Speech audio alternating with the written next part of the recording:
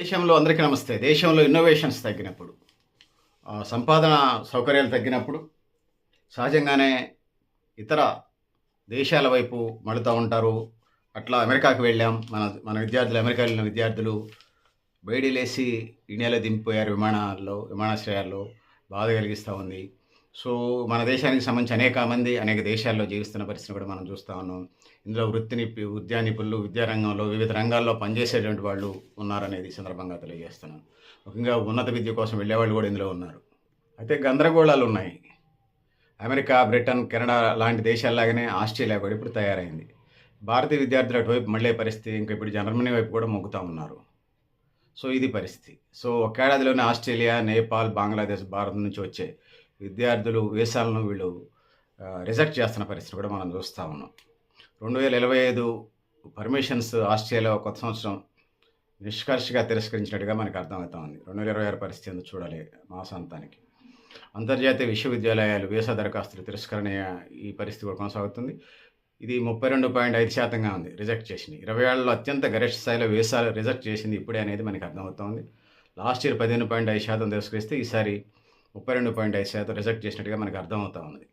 So, దక్షిణాసియా దరఖాస్తులు ఎక్కువగా అంటే అందులో 60.2% రిజెక్ట్ చేసినట్టుగా, 47.2% నేపాల్, బంగ్లాదేశ్, 40% భారతీయ విద్యార్థులు, 40% చైనా, కేవలం 3% మాత్రమే తిరస్కరణ ఇదైనట్టుగా చైనాకి సంబంధించి మనకు అర్థమవుతా ఉంది. భారతీయ విద్యార్థులు 40%, మళ్ళీ చెప్తాను. సో, 47.2% నేపాల్, బంగ్లాదేశ్ 40% రిజెక్ట్ అయినాయి, భారతీయులకి 40%, చైనాకి 3% రిజెక్ట్ అయినట్టుగా అర్థమవుతుంది. వాళ్ళు విదేశాలకేం వెళ్ళరు. చైనా వాళ్ళు వెళ్ళే కొద్ది మందికి సంబంధించి స్వాగతిస్తూ ఉన్నారు వాళ్ళు. సో, చైనా అధ్యక్షుడు జిన్పింగ్ అంటాడు, చైనా విద్యార్థులు భవిష్యత్ చైనా నిర్మిస్తుంటే భారతీయ విద్యార్థులు భవిష్యత్ అమెరికా నిర్మిస్తున్నారట. ఇక్కడ చదువుకొని పోయి అక్కడ ఇదే కార్యక్రమం. రారు వాళ్ళు, అక్కడ పోవటమే కార్యక్రమం అయిపోయింది.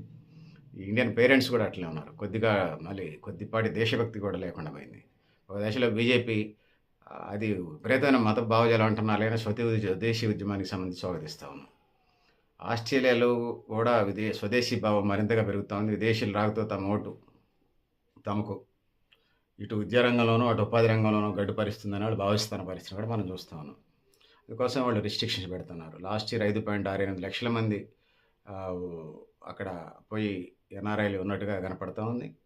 అందుకోసం కారణాలు రిజెక్ట్ కనపడతా ఉంది. ఫైనాన్సు, డాక్యుమెంటేషన్ వంటి వాటిని కూడా పరిశీలించి అక్రమ పద్ధతులు అవలంబించడానికి కట్టడి చేసే కార్యక్రమం సహజంగా ఎవరైనా తీసుకుంటారు దేశానికి సంబంధించి వాళ్ళు.